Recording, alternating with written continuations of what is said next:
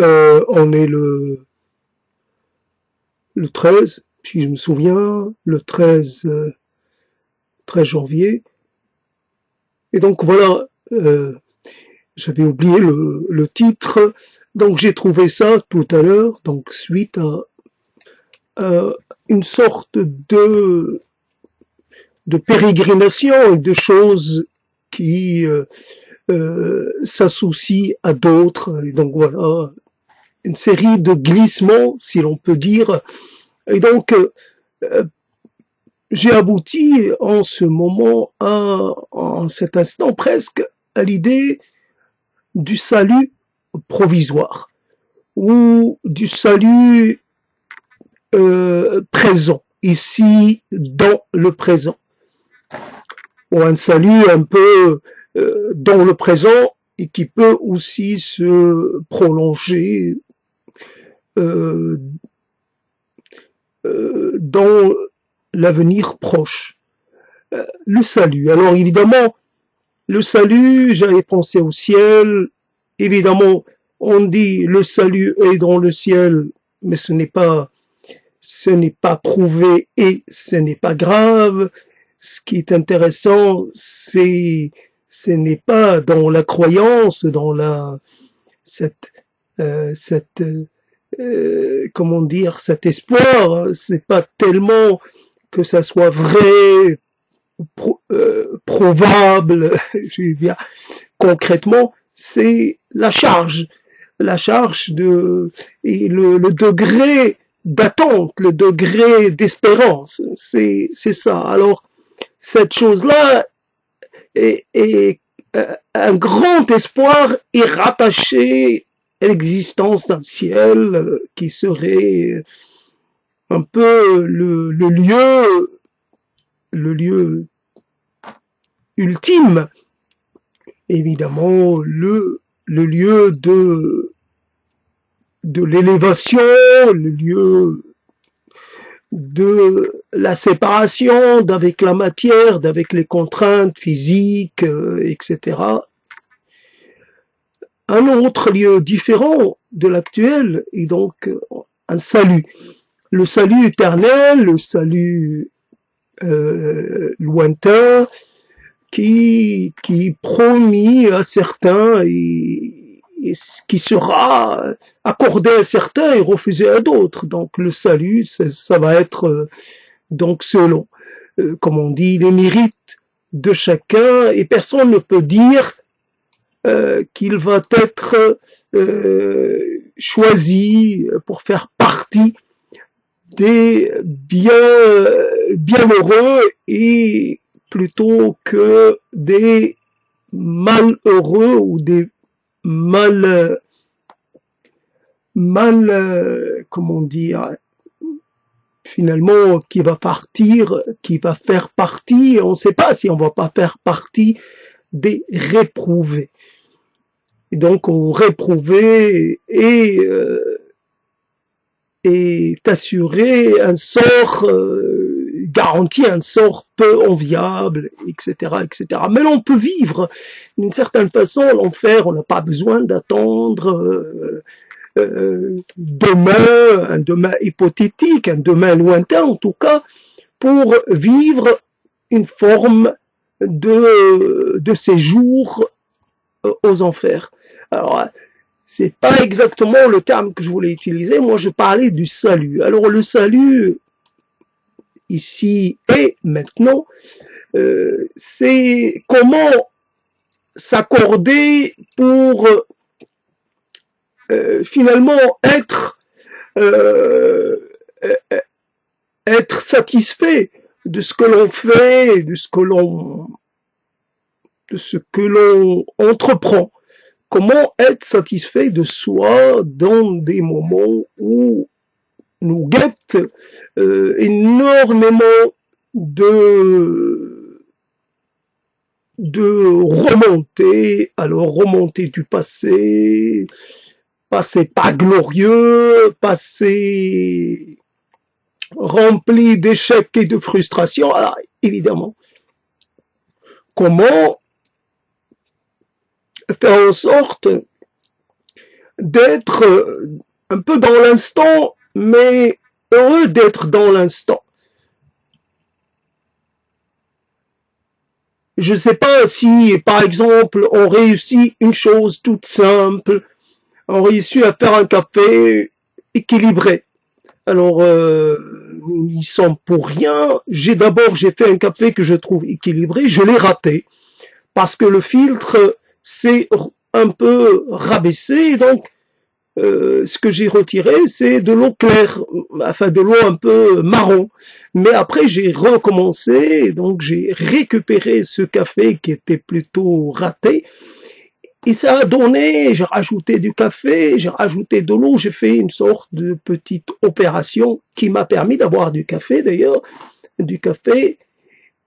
C'est un arabica qui est quelconque, qui est un arabica de, j'allais dire, industriel, mais qui finalement, malgré tout, ben, en le buvant comme ça, ben, je retrouve quelques expressions de l'arabica, pour moi, le bon l'arabica qui est en même temps un peu amer, un peu, mais en même temps qui a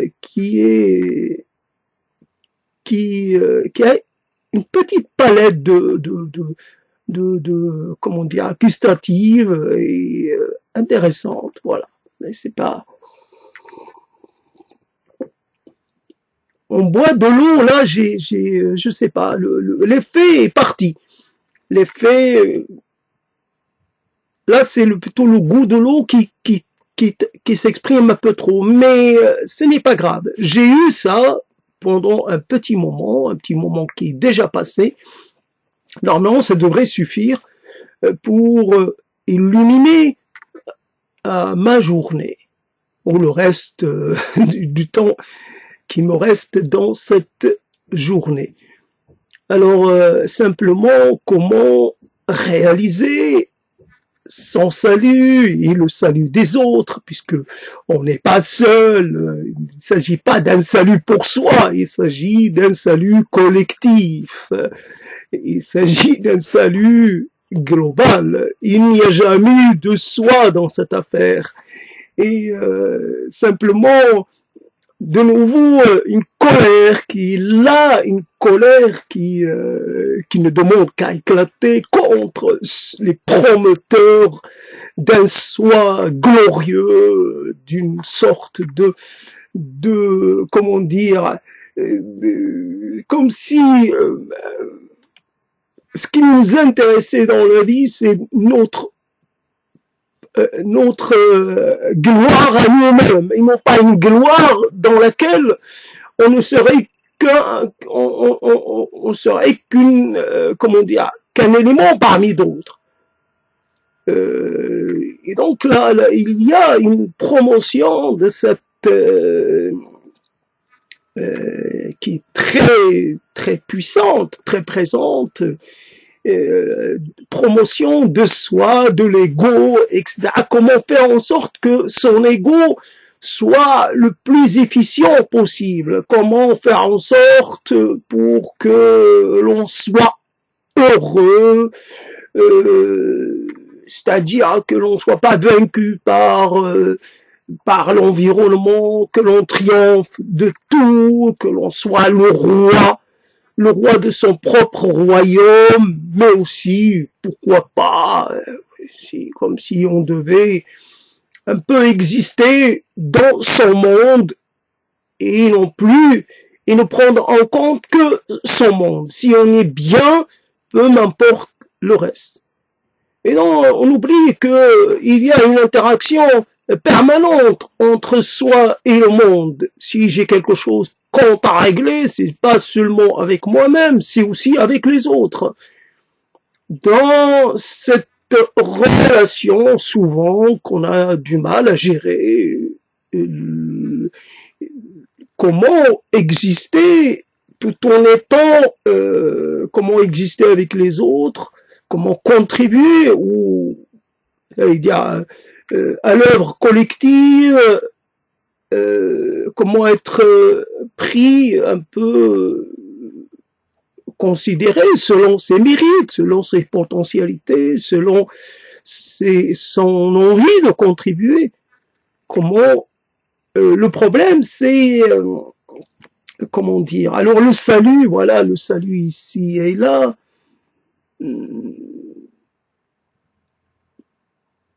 Il m'apparaît relativement difficile et presque impossible dans le sens où, en tout cas pour moi, il y a des gens, voilà, il y a des gens, il y a soi, nous avons tous nous avons tous une sorte de capital social, de capital relationnel, de capital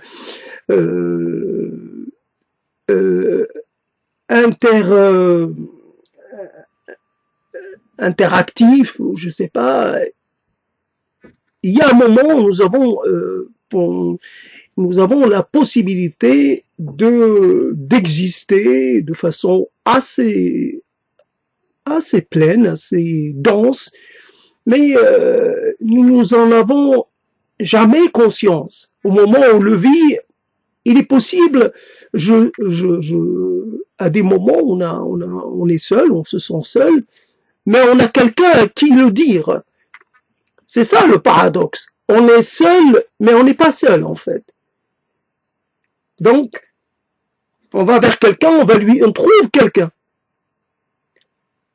Alors à ce moment-là, la solitude, ce n'est plus la solitude physique, j'allais dire concrète. J'ai personne. Non, c'est j'ai pas assez de monde. Donc ça devient quantitatif. C'est une question de quantité ou de qualité.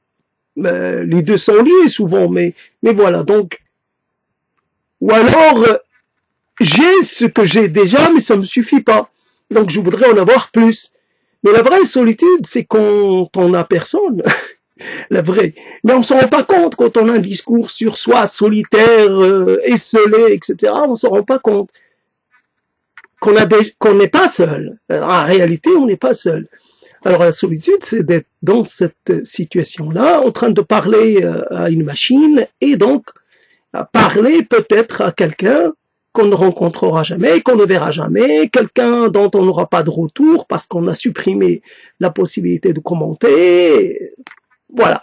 Donc c'est une impasse, mais on est conduit vers l'impasse si on ne fait pas attention. Donc à 60 ans, je suis dans l'impasse. Mais je me considérais déjà dans l'impasse à 20 ans. Donc j'étais dans l'erreur. Il est possible que je le sois encore dans l'erreur. Qu'à 60 ans, je suis pas tout à fait dans l'impasse.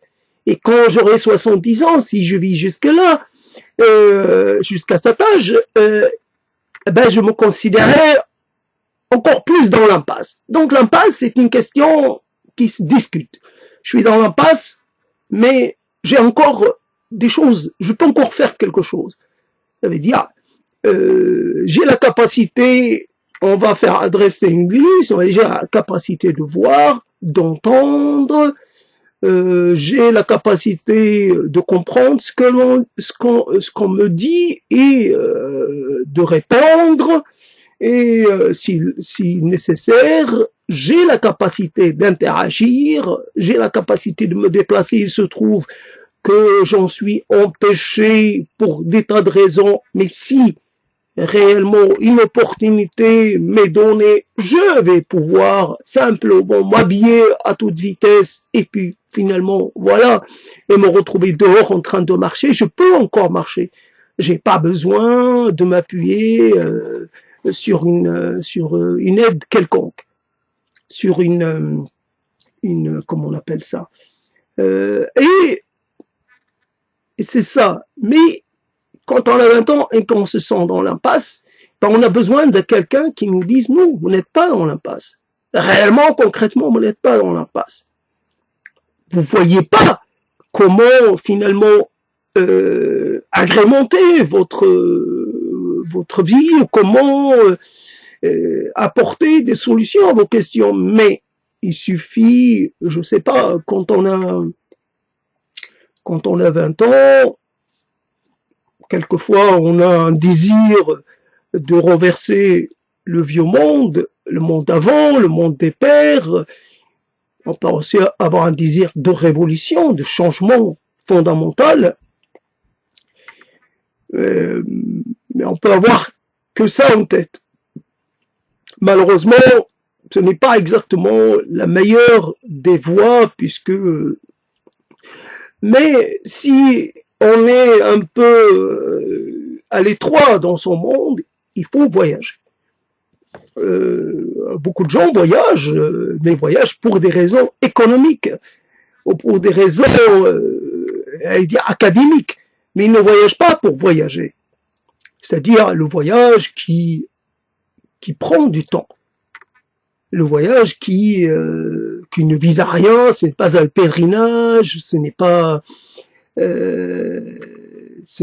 un voyage pour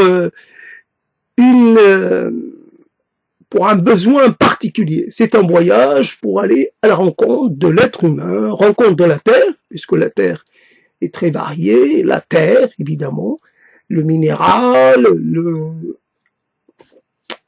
et puis la rencontre des autres humains qui habitent cette Terre et qui ils sont pas tout à fait comme moi, qui parlent d'autres langues, qui agissent différemment, mais en tout cas, je vais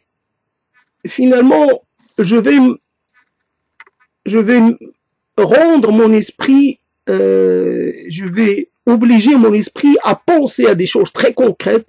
Comment je vais pouvoir communiquer avec quelqu'un dont je ne parle pas la langue, etc. Je vais plonger dans un concret qui me fera oublier ces misérables pensées autour de l'impasse existentielle, philosophique, ou des choses comme ça, ou dogmatiques ou autres. Donc c'est ça. Donc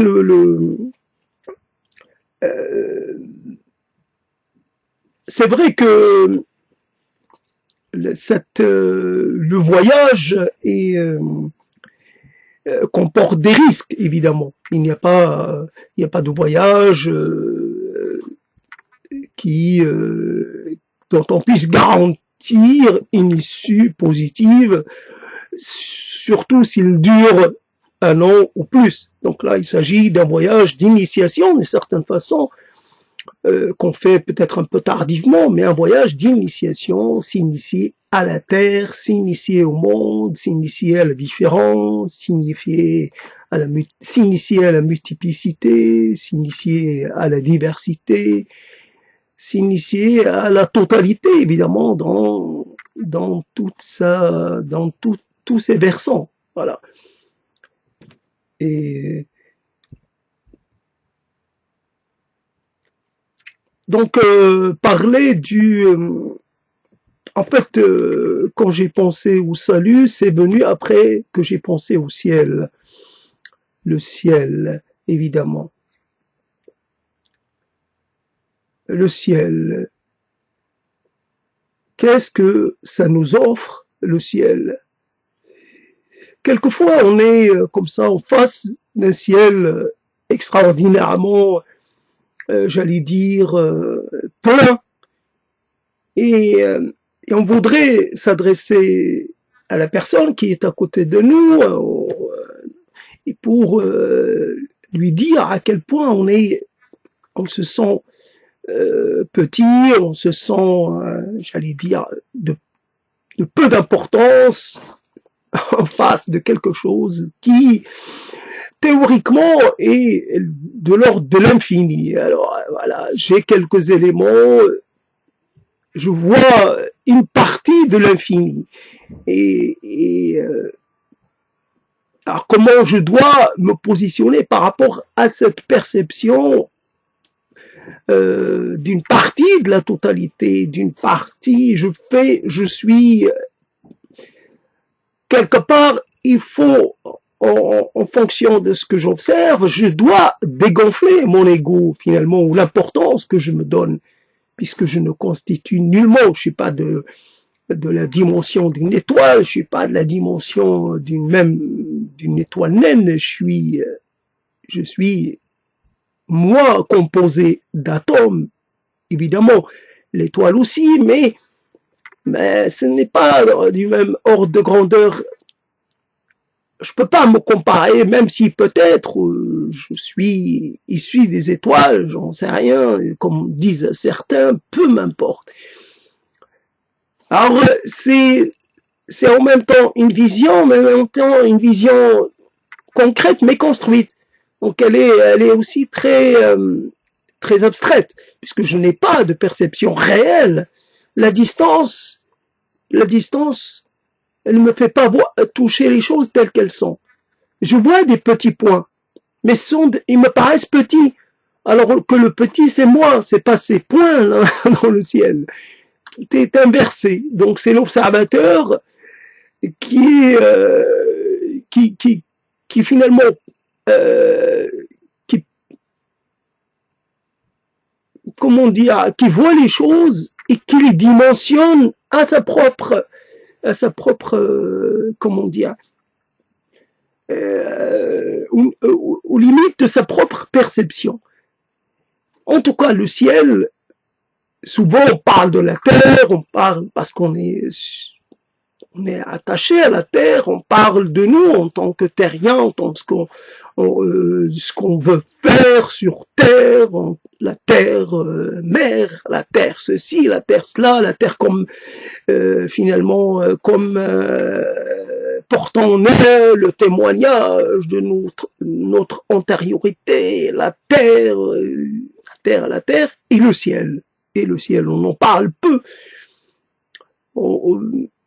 Donc, il est possible que l'on parle plus de quelque chose qui est à terre, sur terre, d'une plante, d'un animal, de soi marchant au milieu des arbres, plutôt que ce qui, finalement, au-dessus de nous, ce qui constitue réellement l'élément le plus important. L'élément, c'est le ciel. Alors, et donc, par rapport à cette existence que nous avons, cette existence qui, pour la majorité d'entre nous, se passe dans un rapport d'occultation du ciel, soit parce que on habite quelque part et on a droit qu'à une petite portion de ciel, et dans ce ciel il y a pas d'étoiles, il y a la lune, mais la lune c'est rien, la lune c'est rien. La conquête de la lune c'est la conquête du rien, la lune c'est rien. Donc on voit la lune à certains moments de l'année, on la voit proche, puis elle s'en va, puis elle revient, et c'est le seul rapport qu'on a avec le ciel. Alors aujourd'hui, le ciel est dégagé. Aujourd'hui, le ciel est plutôt gris, et plutôt ceci et cela. Mais j'imagine qu'il y a des gens qui n'ont même pas accès à cette portion, à une petite portion du ciel. Ils ont devant eux un mur, ou une façade, quelque chose qui les empêche. Donc, rarement, quand on marche, on lève les yeux vers le ciel, mais on voit toujours, encore une fois, qu'une petite portion du ciel, on ne voit pas les étoiles. Et on regarde pas vers le ciel, on regarde vers le bas, parce que on regarde à notre niveau, à notre hauteur. On regarde pour savoir où on pose le pied, pour éviter un autre passant. Quelque part, même quand on a la possibilité de voir le ciel, ben on le voit très peu. On est toujours comme dans un rapport presque comme si cachez-moi ce ciel que je ne saurais voir, que je ne voudrais pas voir. Ce ciel me pose un problème. Alors, si je dois calculer, donc c'est comme ça qu'est venue l'idée du salut et finalement de la nécessité de sortir de cet enfermement Et l'enfermement est venu aussi de l'idée que j'ai eue il y a 2 jours de l'exil intérieur, cet enfermement intérieur dans sa propre narration, sa propre légende, dans son propre cycle de vie, et cet enfermement qui devient évidemment qui est stérile, qui est j'allais dire mortifère, qui est tout sauf intéressant. Et alors la chose qui est à dire encore, c'est donc le ciel. Il est quoi? Le ciel. Et donc on passe la majeure partie de notre vie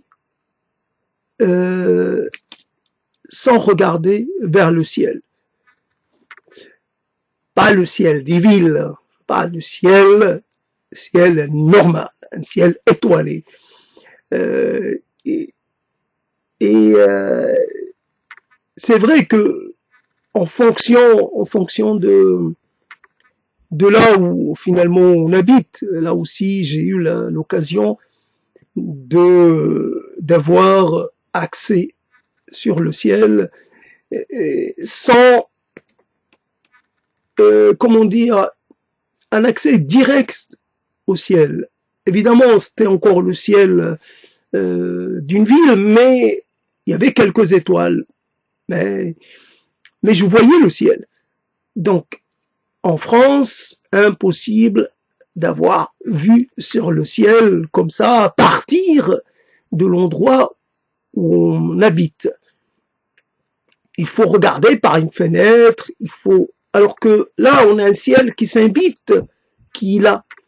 On n'a pas besoin de passer par une fenêtre, on n'a pas besoin, il suffit le ciel est là, présent avec vous. Voilà, le ciel, il a, comment dire, il a le droit de citer, il est là, vous le regardez, le ciel, ce sont les oiseaux qui s'envolent, le ciel, c'est le soleil, c'est quelques nuages.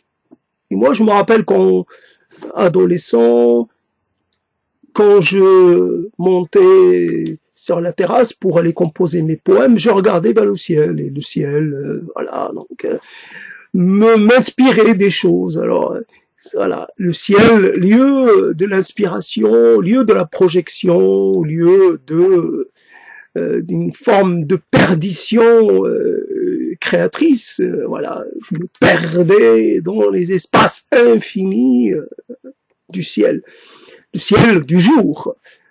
J'ai jamais composé à la lumière des étoiles, mais j'ai composé vers la fin de la journée, donc un ciel un peu crépusculaire quelque part. Alors voilà donc comment. Alors on se dit tiens, il me reste peu de temps à vivre. 60 ans, il reste quoi? Il reste 3 ans, il reste 4 ans. Donc on est dans le domaine de l'incertitude et voilà. On avance les yeux fermés, on ne sait pas si on va pas tomber dans un trou, voilà, très profond. Donc le trou, c'est le trou de la mort, c'est le trou, c'est la chute finale. En tout cas, on se dit tiens, je vais me rattraper. 40 ans sans le ciel, je vais essayer de 2 ans, 2 ans et demi, 1 an et demi, 1 an et 6 jours, 1 an et 6 mois. Je vais les passer en contact avec le ciel. Et là, je pourrais de nouveau, je sais pas, me mettre à adorer, puisque c'est vrai, je préfère adorer le ciel plutôt que la terre. La terre, c'est sombre, c'est chtonien, comme dirait quelqu'un. La terre, c'est quoi? C'est le lieu de la décomposition, le lieu de l'humidité, le lieu de la... c'est pas... Le ciel, c'est... je sais pas... Je me mettrais à imaginer, voilà, il me pousse des ailes, puis je commence à m'élever, je deviens léger, très léger, comme dans cette histoire dans cette œuvre de science-fiction il y a longtemps, je me rappelle plus comment ça se s'appelait. En tout cas, dans cette série, les gens montaient vers une sorte de euh, d'éléments un peu circulaires, une sorte de soleil qui va les intérieur, qui va les désintégrer. Voilà.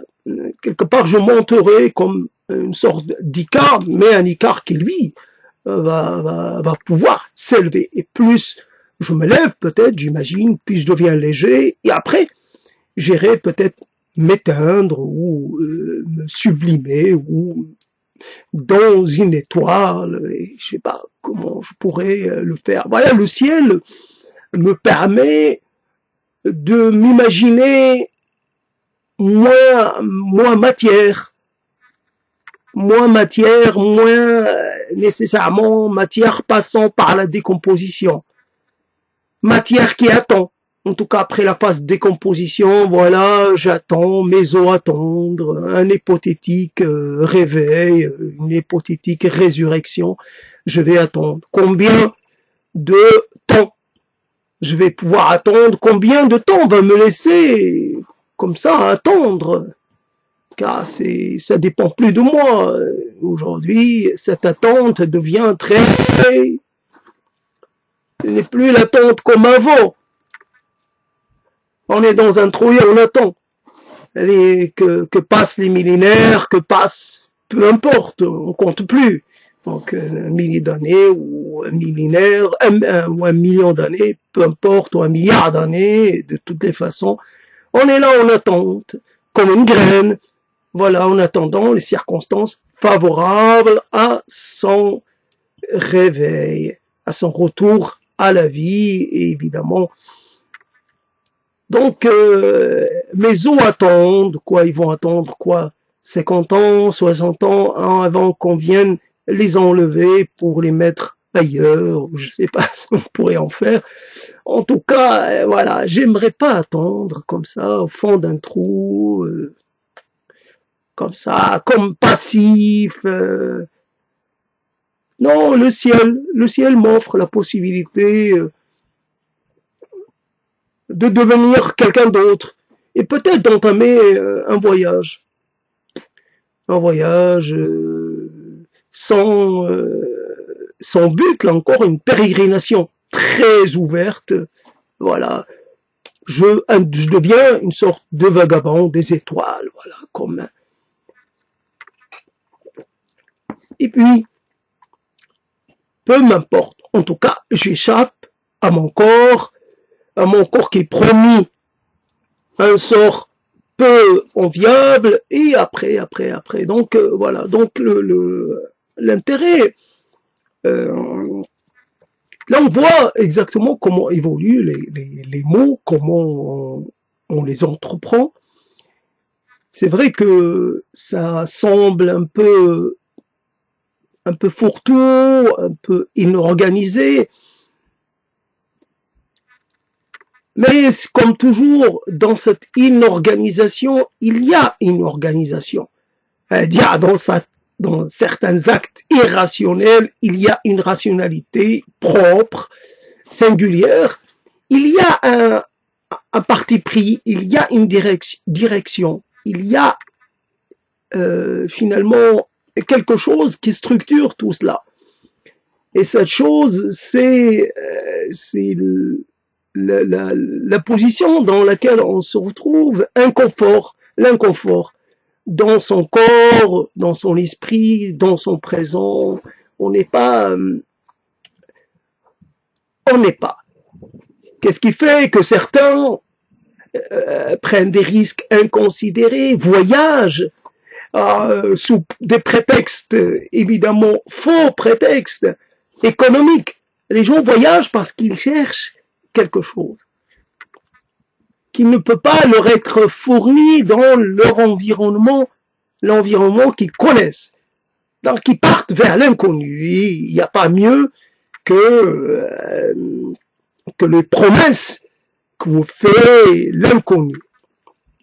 Ce n'est pas la richesse que l'on cherche, c'est plus la découverte. Le fait d'être là, je connais mon milieu, je sais ce qu'il peut m'offrir, mais ça me suffit pas.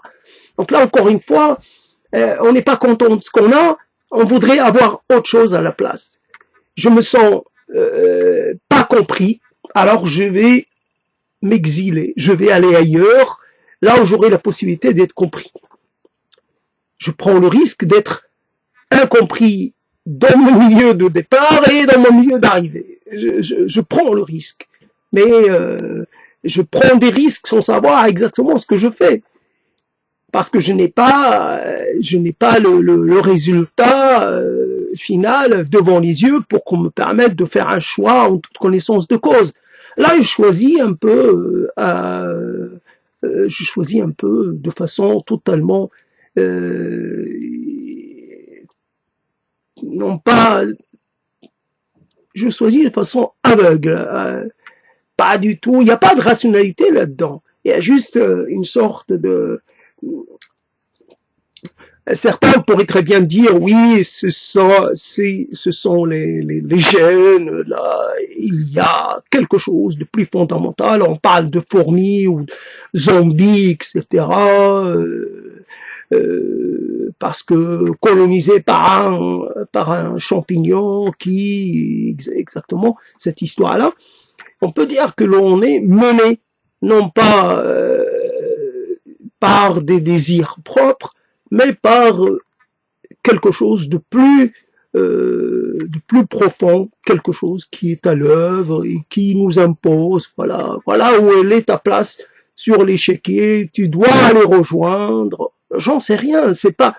Il y a un mystère qui est attaché à cette migration sans cesse. Les uns se déplacent de l'hémisphère sud vers l'hémisphère nord vers l'hémisphère sud, et etc. et vice versa, et ça ne s'arrête jamais. Les gens se déplacent. Si on leur permettait de se déplacer, certains passeraient leur temps à se déplacer. Ah, je passe d'un pays à un autre, d'une géographie à une autre, d'un paysage à un autre, peut-être même d'un corps à un autre, d'un genre à un autre, d'un nom à un autre, d'une famille à une autre, d'une langue à une autre, c'est ça. Alors c'est un peu les nomades, un peu les gens qui font un peu la traversée des frontières, qui ignorent, qui voudraient un peu s'émanciper des frontières, de toutes les frontières. Alors, donc on comprend pas finalement quand on a une approche totalement, une approche unilatérale. Alors il faudrait une approche multilatérale. Qu'est-ce qu'il y a dans le désir? Qu'est-ce qu'il y a dans le désir profond, dans réellement qu'est-ce qui est sous-jacent? Qu'est-ce qui supporte tout cela?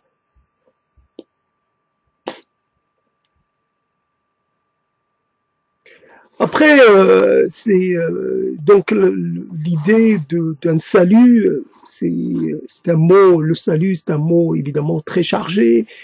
Le salut, comment, même quelquefois on a envie de donner, on ne trouve pas à qui donner. Et simplement, on se retrouve enfermé, même empêché d'être dans une forme d'altruisme. J'ai une chose que je voudrais partager, mais j'ai personne avec qui la partager. J'ai une pensée enthousiaste, une vision enthousiaste, une vision très... personne avec qui la partager. Aujourd'hui, on va croire qu'on a des proximités. On pourrait dire on a des éloignetés. On a rajouté de la distance à de la distance. Il ne faut pas croire qu'on soit proche de qui que ce soit dans cette dans cette relation à sens unique, en fait. On communique avec quelqu'un qu'on ne voit jamais, qu'on ne verra jamais, quelqu'un de peut-être pourrait peut-être communiquer avec des machines, qui sait. Donc ce n'est pas de la communication, c'est si on s'adresse à soi dans une sorte de monologue sans fin.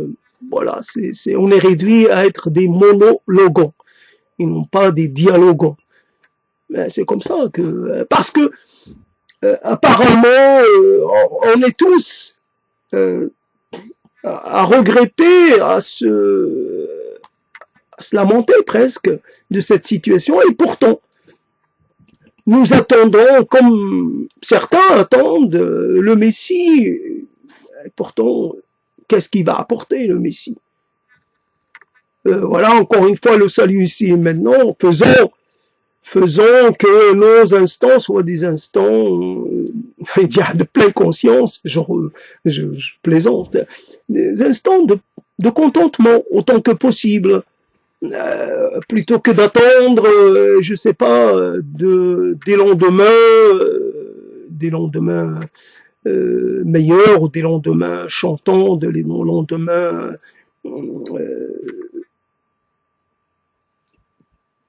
l'instant, c'est l'instant qui compte.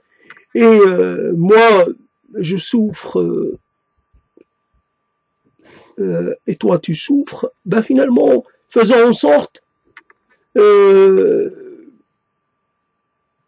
Fais-moi connaître ta souffrance et je te ferai connaître la mienne, et d'une certaine façon je vais te décharger d'une partie de la tienne et toi tu vas faire pareil. Donc quelque part dans cette opération d'échange il y a une comment dire, on s'allège de ce que l'on porte. On voit qu'on n'est pas seul, que finalement on pense qu'on est comme réduit à être qu'on est livré à soi-même. En fait non, qu'on a plus à partager avec les autres que ce que l'on a toujours pensé, que voilà, qu'il y a une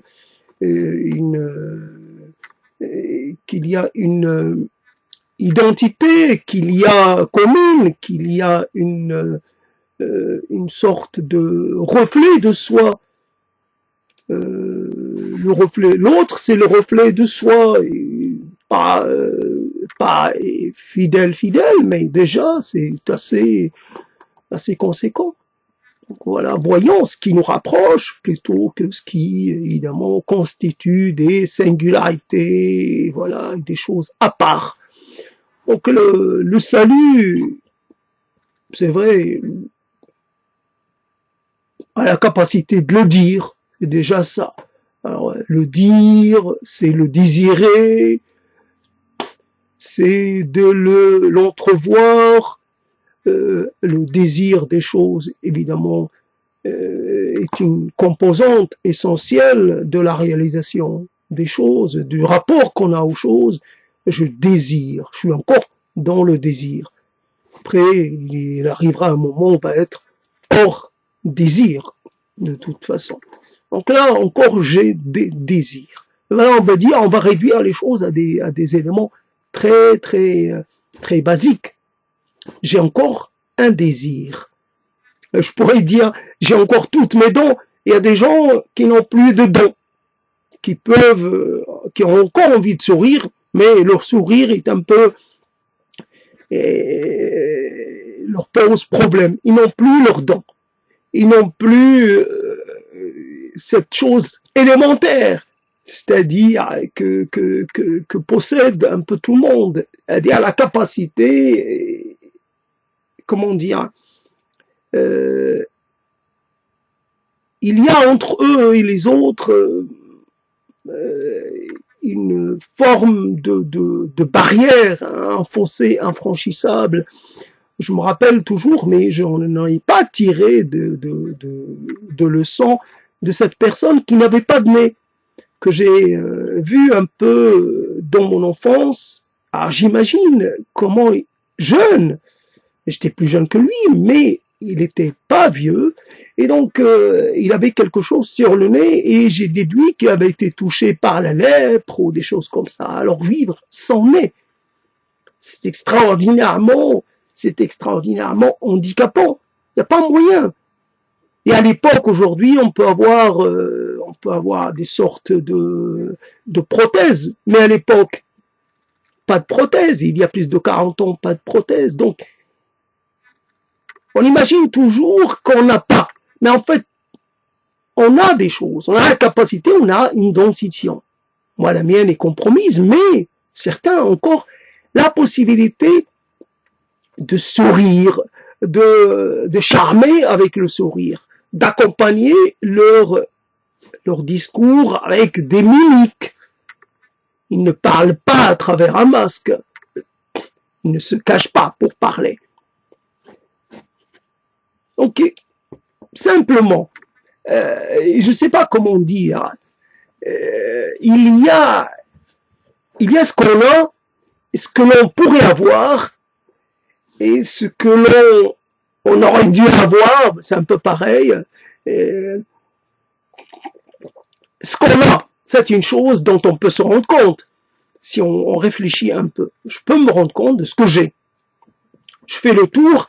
Évidemment, souvent, cette recension va être un peu, comment dire, pas très, je vais pas être enthousiaste.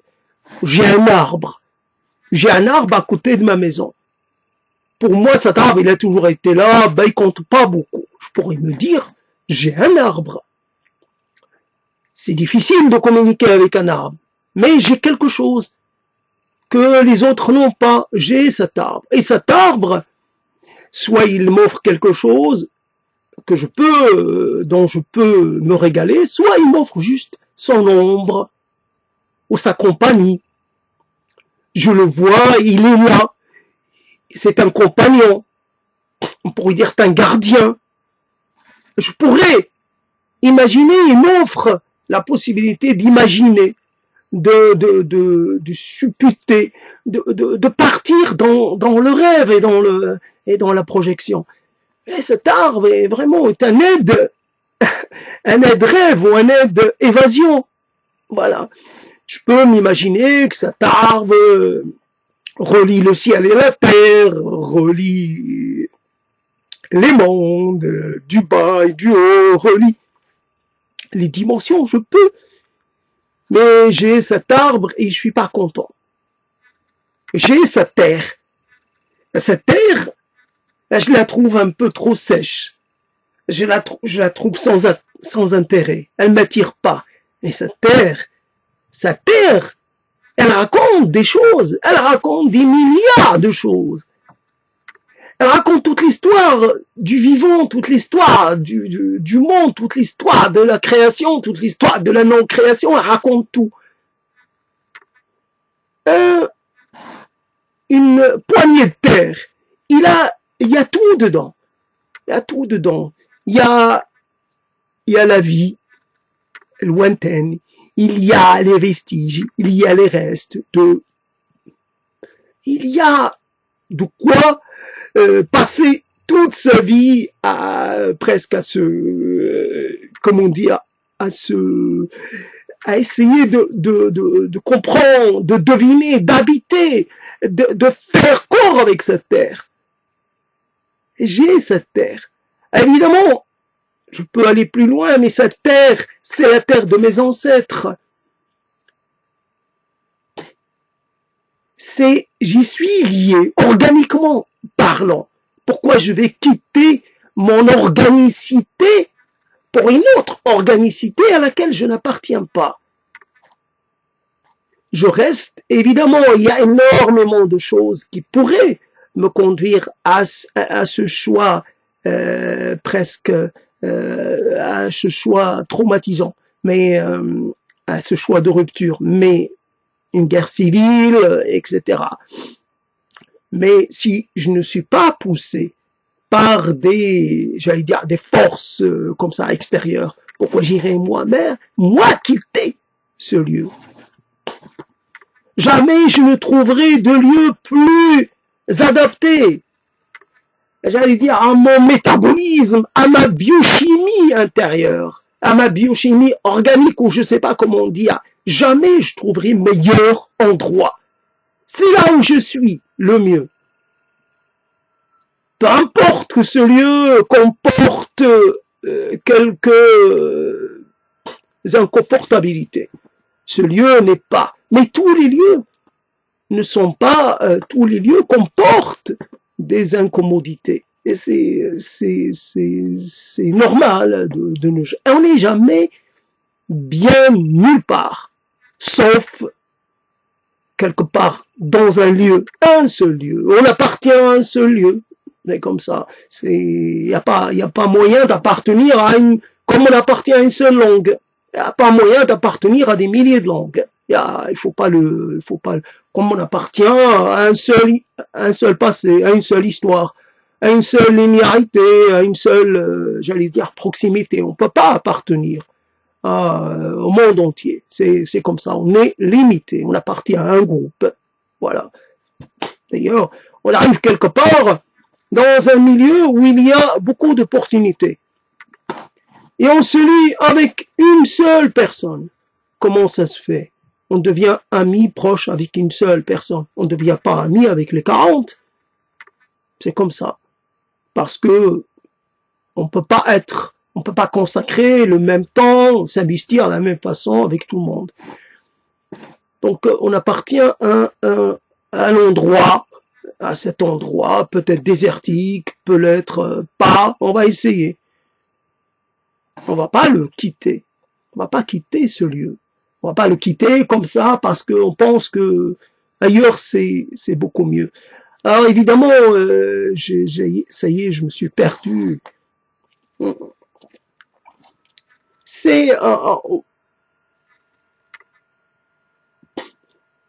beaucoup de gens finalement prennent des décisions, des décisions radicales, comme on dit, et finalement sans avoir la possibilité de juger de ce qui va se passer par la suite. La suite n'est jamais comme on l'attend. Alors si on cherche une princesse, souvent dans les contes de fées que j'ai lus quand j'étais tout gamin, on arrive à un moment, évidemment, le moment de conquête, on suit évidemment le processus de conquête, etc., la rencontre, mais on ne dit pas ce qui va se passer après. Ce qui se passe après. Ce qui se passe après, c'est beaucoup moins intéressant, évidemment. C'est l'ennui, c'est les difficultés ordinaires de la vie qui font que, voilà, c'est un peu quand le maquillage s'en va, quand l'éclat des premières fois, quand la personne devient ordinaire, devient presque quelconque. Alors, la personne que j'adorais, elle n'est plus aussi adorable qu'auparavant, et c'est comme ça. Donc, on nous présente un peu l'ailleurs comme la princesse de nos rêves. Et finalement, quand on arrive dans cet ailleurs, évidemment, au début, c'est très bien, la rencontre, c'est fulgurant. Mais après, une fois qu'on est passé de l'autre côté, qu'on a commencé à vivre au quotidien, on se rend compte à quel point cette cohabitation n'est pas des meilleures, voilà. Finalement, le berger, il aurait mieux fait d'épouser une bergère, et le prince, une princesse. Il n'y a pas moyen de faire un peu de ces circulations interclasses. On est fait là aussi pour, voilà, on aime sa classe. On aime un peu la vie qu'on rencontre dans sa classe.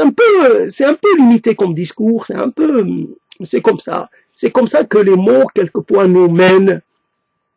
Et on n'est pas le maître des mots. on choisit un peu de monter sur le dos d'une sorte de quelque chose, et puis finalement on se retrouve, on maîtrise pas. Donc voilà. Après, c'est la personne la plus heureuse dans ce monde, c'est la personne qui finalement qui peut s'entourer avec des gens très différents. Donc voilà, je m'entoure avec des gens, voilà, celui-là il a 20 ans, celui-là il a 23 ans, celui-là il a 30 ans, celui-là il a 38 ans, celui-là il a 40 ans, et on voit un peu comment la perception des choses change en fonction de l'âge. Et après, on peut avoir de 38 ans, il faudrait en avoir une dizaine pour essayer de voir un peu, pour comparer. 60 ans, il faudrait avoir autour de soi une dizaine de personnes de 60 ans, 70 ans aussi, pour comparer. Voilà à quel moment naît le rêve. Et voilà à quel moment meurt le rêve. Et voilà à quel moment on se réveille. À quel moment on quitte le monde des rêves pour essayer d'émerger dans le monde de la réalité. Et la réalité, voilà. Et après, si on fait un choix, on le fait en toute connaissance de cause. C'est qu'on fait de choix, comme moi, j'ai fait le choix de venir en France, en toute méconnaissance de cause. En toute méconnaissance de cause. Si j'avais su, évidemment. Si j'avais su. Et le dernier avatar de cette histoire, c'est que je me retrouve avec des gens qui sont dans une sorte d'évolution intellectuelle, philosophique, qui n'est pas la mienne. Je pourrais dire que j'aurais été bien dans une forme de conservatisme, voilà, j'aurais maintenu une forme de conservatisme qui aurait été adaptée finalement à mes besoins. C'est comme ça. Pourquoi je vais promouvoir le changement quand ce changement risque de ne pas m'être finalement profitable d'une certaine façon. Je suis un homme, un mâle, simplement là où je vais être le mieux, c'est dans un environnement qui correspond finalement à ce que à l'idée que je me fais de cette identité de mâle d'une certaine façon. Là encore, je suis obligé d'être sommaire parce que c'est un sujet éminemment complexe et éminemment polémique et problématique, et je vais pas l'entamer parce que évidemment aujourd'hui on peut pas s'empêcher d'être dans une sorte d'établir une forme comment dire, de modération. On doit se modérer pour essayer d'apparaître lisse et civilisé, tout ce que l'on veut, et on va s'auto-censurer. Et même quand on se laisse un peu aller, ben c'est par réactivité, c'est par réaction, et non pas parce qu'on est comme ça. Mais en tout état de cause, l'être humain est complexe. Et il ne peut pas être jugé à l'aune d'un discours ou d'une position ou même d'une action ou d'une orientation, etc., etc. L'être humain est complexe. Donc, fondamentalement, il est plus souple qu'on ne l'imagine et il est changeant. Même un conservateur, même celui qui se veut conservateur, mais finalement, il peut être assez libéral dans certaines circonstances. Donc, il n'y a pas de conservateur il n'y a pas de conservatisme absolu, comme il n'y a pas de libéralisme absolu, comme il n'y a pas de ceci et de cela. Donc, c'est toujours les mots, et les mots pas parce qu'on aime les mots. Ce n'est pas une quête ou une volonté de parler, d'utiliser les mots pour utiliser les mots. C'est pour essayer de parler d'une situation qui ne laisse pas tranquille, une situation qui pose problème. Comment, en fait, On n'arrive pas à construire un discours clair, un discours presque linéaire, monolithique presque, un seul discours. Et basta, et ça suffit, un seul discours. Pourquoi il y a une multiplicité de discours? Alors évidemment, quand on voit des ruisseaux, quand il y a de la pluie, il y a des multiples rigoles d'eau, l'eau circule, et finalement pour aller aboutir dans quelque chose, pour aller dans un bassin versant, comme on appelle ça. Donc finalement, mais l'être humain, lui, finalement, il ruisselle, mais finalement sans que pour autant cela aboutisse quelque part dans quelque chose de plus grand. L'être humain est un peu plus dispersé, est dispersé quelque part par nature ou parce qu'on est traversé par des tas d'influences, des tas de, je sais pas, on a entendu une chose, puis une autre, etc., etc. On essaie de faire avec beaucoup de choses. Si on doit parler du rêve, il est impossible de parler du rêve, comment dire, de façon unique, de façon presque définitive. Alors le rêve d'aujourd'hui, ça va être différent du rêve d'hier. On va rajouter des mots, on va affiner, ou alors on va développer, ou alors on va enlever. Et on n'est jamais devant une expression finale, une expression voilà terminale de ce que l'on veut. Ce que l'on veut, on ne sait pas exactement ce que c'est.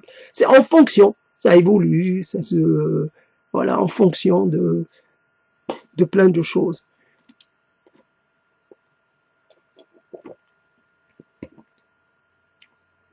Alors, je ne sais pas ce que je raconte, quelque part, j'ai pris un risque alors cet enregistrement est fait malgré le fait que la webcam me signale que le son n'est pas enregistré.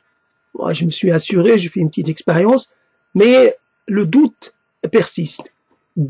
C'est pour dire à quel point j'accorde peu d'importance à ces paroles. Il n'y a pas du salut à partir des paroles. Il n'y a pas une chose qui se déclenche, une sorte de sursaut, voilà, on se lève et on se dit je vais monter sur la montagne ou je vais abattre les montagnes. Non, il n'y a rien. Les mots sont dits, puis après, ils sont remisés jusqu'à la prochaine fois. Et voilà, les mots n'ont pas d'interférence dans le réel. Prononcés, une fois prononcés, ils disparaissent. Il n'y a plus de traces. Ça a existé, ça a été formulé. Parce qu'il y a un moment dans la vie, justement, où il n'y a plus de passage de la parole à l'acte. Et il reste que la parole. Et la parole, si elle ne s'accompagne pas d'acte, c'est une parole vaine. C'est une parole morte-née. Donc l'acte, c'est en combinaison avec quelqu'un d'autre. Et quand le quelqu'un d'autre n'existe plus, et pour des tas de raisons, l'autre n'existe plus. Alors, est-ce que cela est compréhensible? Peut-être. Peut-être qu'on n'a rien à offrir à l'autre, que finalement l'autre, il a pris la bonne décision. Voilà, j'ai été abandonné parce que j'ai rien à offrir. Même pas un verre de café, voilà. Personne n'est intéressé par mon café. À moins de me mettre, je sais pas, j'aurais pu me mettre, sortir dehors et offrir des cafés, et comme ça, aux passants, je sais même pas, voilà, il faudrait, mais dans le contexte normal, c'est-à-dire, j'ai du café, quelqu'un vient frapper à ma porte, je lui ouvre, je lui offre un café, puisque c'est l'usage. Non, il faudrait que j'aille, que je fasse exception, que je sorte dehors, avec mon café, et que je demande, et que finalement, presque, je demande gentiment, et que j'offre mon café, et que évidemment, et que je risque un refus, voilà, voilà, j'y suis, et même, je pourrais être embêté par la flicaille ou des choses comme ça, c'est ça, donc c'est ça l'acte. L'acte, c'est d'aller, aujourd'hui avec le couvre-feu, on peut plus d'ailleurs, avec la maladie, avec les couvre-feux, avec toutes sortes de choses, on est empêché d'être dans une forme je sais pas comment on appelle ça, d'extériorité, c'est comme ça. Pour des tas de raisons, l'extériorité est devenue est empêchée.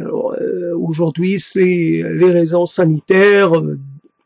Avant, c'était les raisons, je sais pas, l'espace public, il ne faut pas qu'il soit monopolisé par tel ou tel. L'espace public doit être laissé vide. C'est paradoxal, mais un espace public, il doit être vide. Il faut pas le remplir.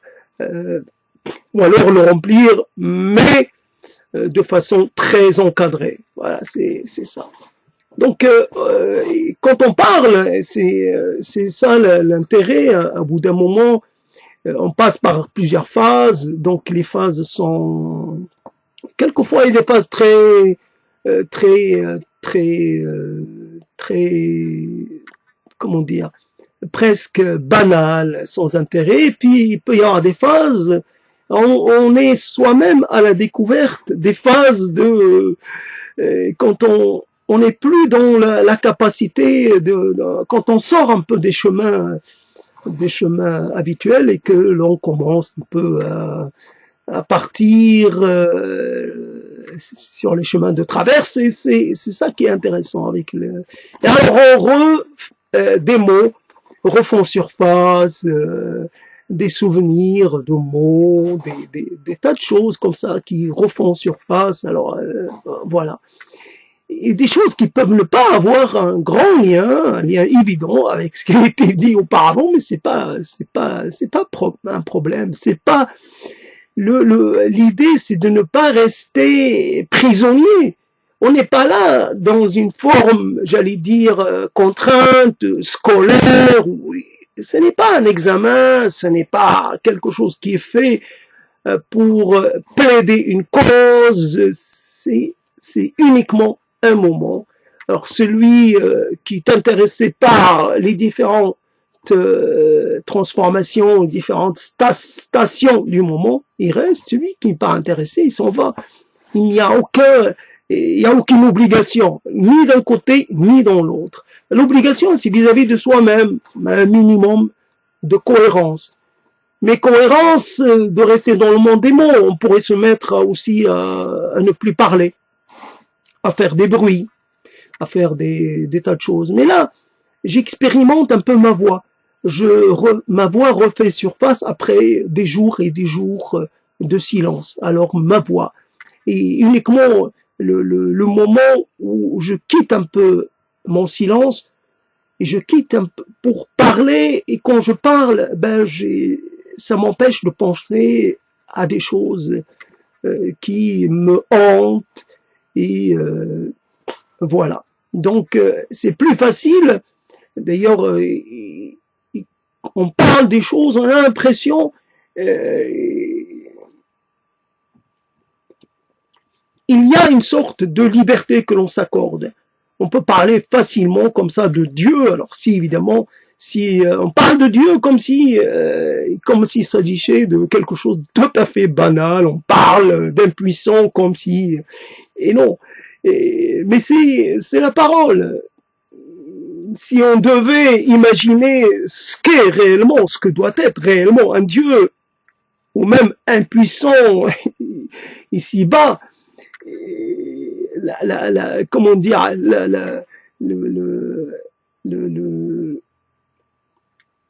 pas le feu, enfin la puissance de feu, justement pour Dieu, la puissance de feu d'un Dieu ou d'un puissant terrestre, c'est quelque chose. Derrière, on parle d'un puissant, mais derrière le puissant, il y a des forces qui le soutiennent. Et nous, la personne derrière nous, on parle comme si on était à égalité. Et non, je suis pas l'égal d'un Dieu, je suis pas l'égal d'un puissant, je suis pas l'égal d'un puissant ni d'un Dieu, encore moins, évidemment, mais la parole me permet ça. C'est uniquement dans ce moment-là.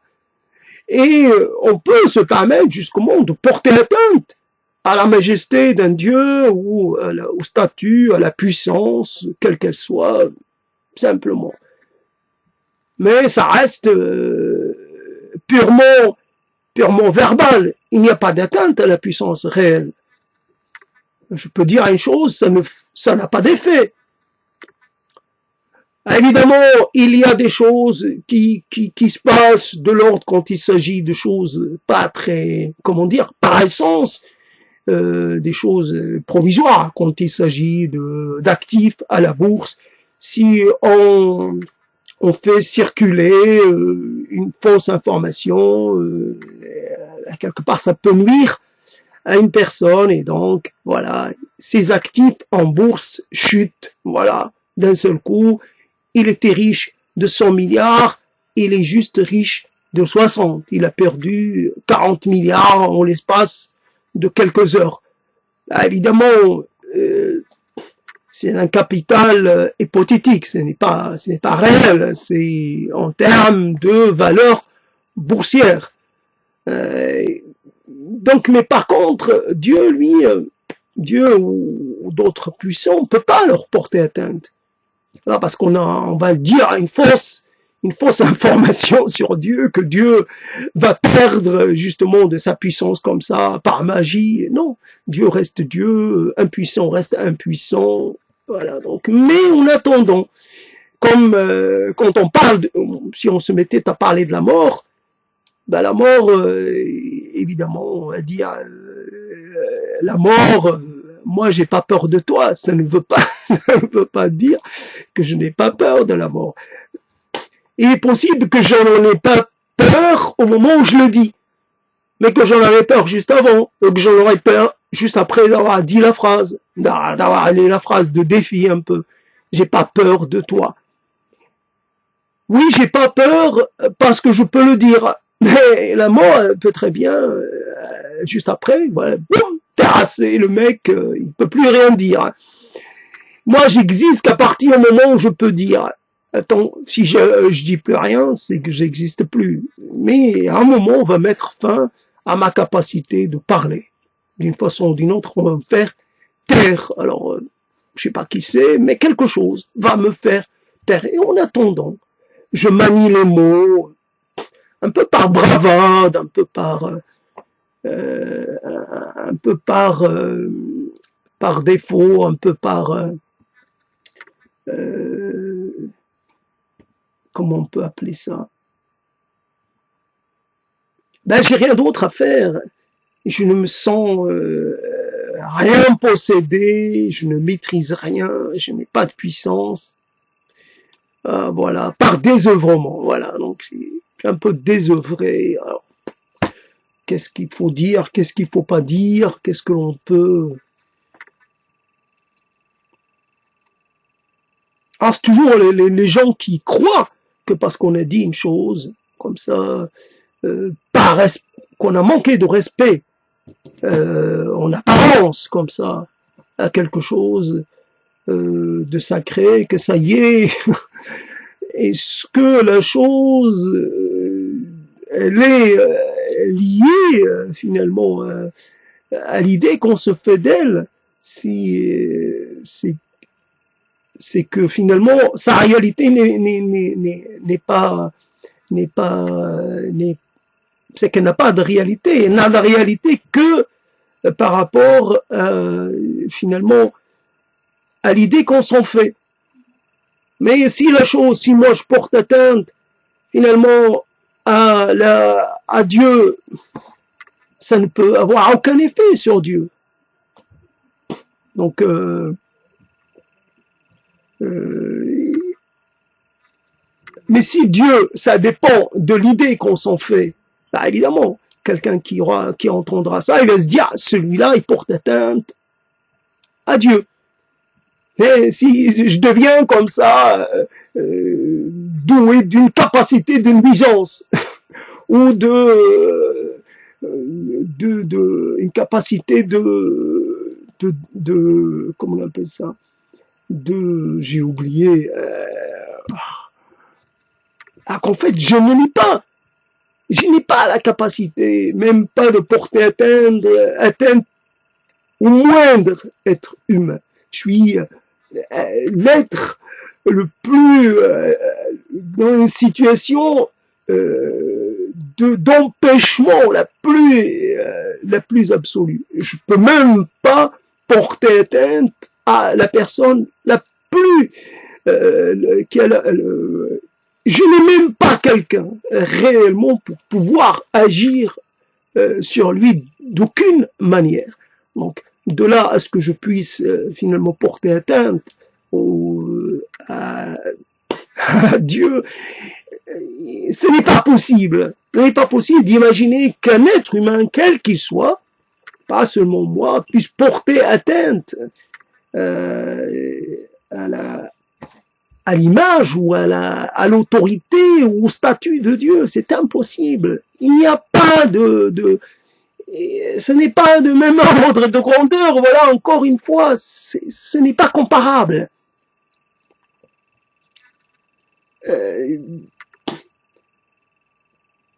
C'est tout est. Alors, je continue avec les mots et je cherche un peu quelque chose. Alors, je vais m'arrêter, mais fondamentalement, je suis en plein, pas brouillard, mais j'arrive à un moment où finalement l'écho de mes mots me rend sourd d'une certaine façon.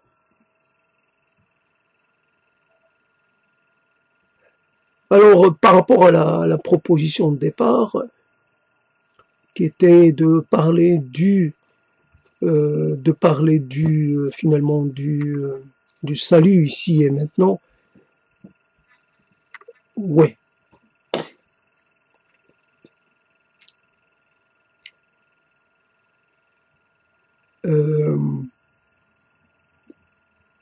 Salut ici et maintenant. Ben, finalement, il n'y a pas de solution toute faite, il n'y a pas de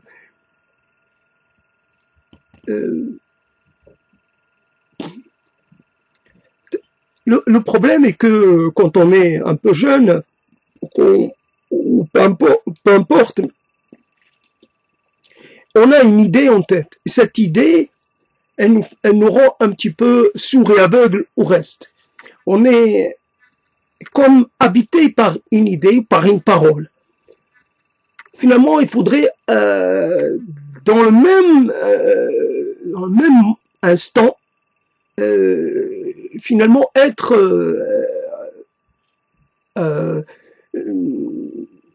comment dire, développer plusieurs discours, plusieurs approches en même temps.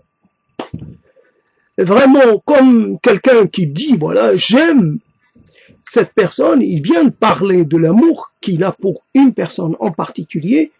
Cet amour l'obsède, évidemment. Mais en même temps, il doit être capable de s'en affranchir. En même temps, il a un discours, j'allais dire, instinctivement, il parle comme ça. C'est le désir, c'est ceci, cela qui le fait parler. Mais en même temps, il doit se situer hors désir. Il dit, voilà, donc là, cette personne, je voudrais faire ma vie avec. En même temps, ma vie avec, alors ça va pas être ma vie, ça va pas être 40 ans, 50 ans, ça va être juste 2 mois. Ça va être mon maximum, je l'aime, je voudrais faire ma vie avec. Et une autre voix en lui dit, réellement, voilà, il devient un peu objectif d'une certaine façon, il se regarde et il se dit, tiens, mais cette personne, Bien sûr, je l'aime pour ceci et cela, mais après, une fois que j'ai tout dit, ben je trouve qu'il manque des choses. Cette personne est une inconnue pour moi. Est-ce que j'ai envie qu'elle devienne moins inconnue? J'en sais rien. Cette personne, elle est en train de me piéger dans cette relation. Elle m'enferme dans cette relation. Je suis en train de m'enfermer. Comment je vais pouvoir et je dois exister hors de cette relation? Alors c'est pareil quand on a une idée. Et en fait, cette idée, on lui appartient.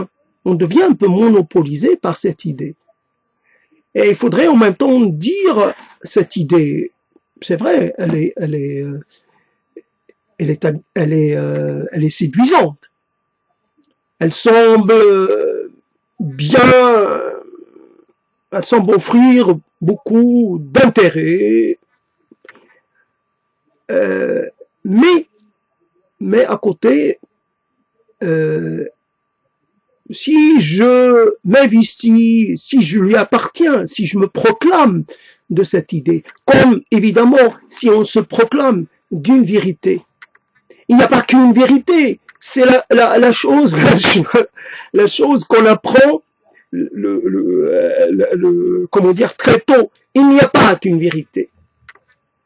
Il n'y a pas qu'une vérité pour soi, il n'y a pas qu'une vérité pour tout le monde, il n'y a pas qu'une vérité, puisqu'il y a une accumulation de vérités, il y a des légendes, il y a des récits, il y a des récits fondateurs, il y a pluralité. Il faut être dans la pluralité. Et là, je récupère une chose qui m'a été impossible. Là, je comprends un peu mieux. Il y avait des gens qui avaient des relations multiples, relations amoureuses multiples. Et moi, j'étais incapable de comprendre ça, en me disant d'une certaine façon, récemment, je me suis dit, il n'y a pas très longtemps, oui, déjà, moi j'ai du mal hein, finalement à trouver comment faire avec une seule personne. Si j'avais à faire avec deux ou trois, j'en aurais été incapable totalement. Et finalement, être avec plusieurs permet de toujours regarder chaque relation de façon un petit peu détachée, pratiquer le détachement, quitte finalement à se forcer à cela, quitte à être contre sa nature. Alors, si je dois aller en Europe, il y a quelqu'un qui m'a raconté cette histoire. Il m'a dit que quelqu'un, soit il a été en Finlande, soit il a été en Islande. Alors évidemment, l'Islande, petit pays, vraiment pays des glaces, pays du froid, et peu d'habitants, etc. Puis la Finlande. Alors, les Finnois, etc. Je ne sais pas s'il a été en Finlande ou en Islande. Donc, le pays le plus heureux au monde, le pays dans lequel les gens sont les plus heureux au monde.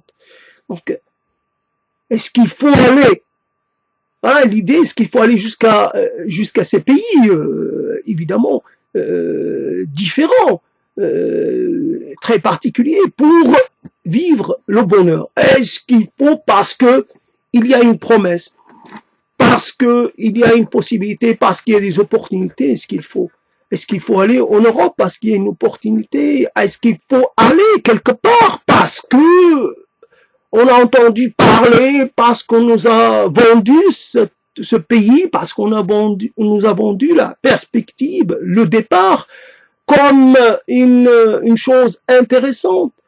Est-ce qu'il faut partir, justement? Est-ce qu'il faut s'en aller?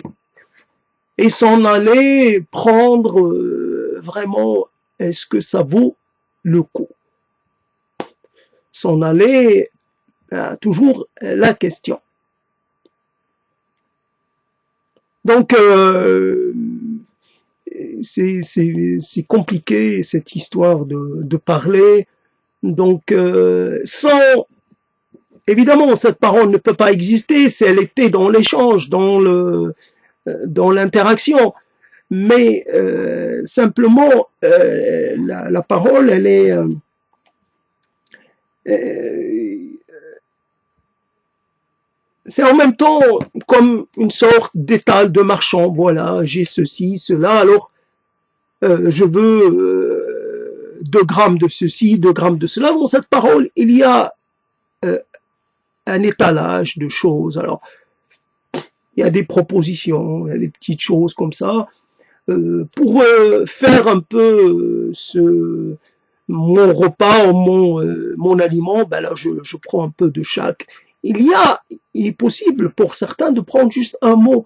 Et après, ce mot, peu importe lequel, et ce mot, ben finalement, ils se l'approprient, ils font ce qu'ils veulent avec. Ce mot-là que j'ai trouvé dans la bouche, que j'ai de quelqu'un, ben ça va devenir mon mot du jour, mon mot de la semaine, mon mot du mois. Alors voilà. Quitter pour mieux revenir, il y a toujours cette histoire, quitter, le mot quitter. Et simplement, je me rappelle de cette histoire, en quelque sorte, pour finir, en quelque sorte à quel point on se trompe quand on a quelqu'un de plus âgé que soi qui chante. Au moment où il a chanté la chanson, il était plus âgé qu'au moment où moi j'ai commencé à m'identifier à elle et à chercher mon salut dans cette chanson. Ne me quitte pas. Fondamentalement, aujourd'hui, je ne pourrais jamais dire ça. Jamais, jamais. Il y a déjà un moment, jamais je ne pourrais dire. Au contraire, je dirais quitte-moi. Quitte-moi, libère-moi de toi. C'est tout l'inverse. Lui, il est mort avant d'arriver, peut-être au moment où il aurait dit ça. Mais j'imagine qu'on l'aurait poursuivi toute sa vie pour chanter cette chanson de ne me quitte pas, quitte-moi, quitte-moi, car tu n'es pas, mon horizon terminal, tu n'es pas mon salut éternel, tu es un salut provisoire. Seulement, on nous offre, comment dire, peut-être si, je sais pas, si on avait écouté d'autres, comme, je sais pas, la non-déclaration de mariage, des choses comme ça, peut-être quelque chose d'un peu plus incisif, un peu moins fleur bleue, un peu moins projectif comme ça, quelque chose d'un peu plus voilà, les histoires d'amour, c'est fait pour endormir, c'est fait pour nourrir l'illusion, c'est fait pour faire croire, c'est fait pour... c'est un peu c'est un peu une sucette que l'on vous met dans la bouche, voilà, et ça vous tranquillise, voilà, c'est histoire d'amour, c'est voilà, quitter, oui, quitter. Alors c'est simplement. Alors on revient vers soi d'une certaine façon, vers soi. Qu'est-ce que l'on doit finalement promouvoir, qu'est-ce que l'on doit choisir comme voie. Alors est-ce une voie propre à soi, est-ce une voie dans la continuité, dans une voie qui serait un peu une reproduction, une sorte de réappropriation de ce qui est l'héritage, comment on doit faire avec notre héritage, qu'il soit génétique, qu'il soit symbolique, qu'il soit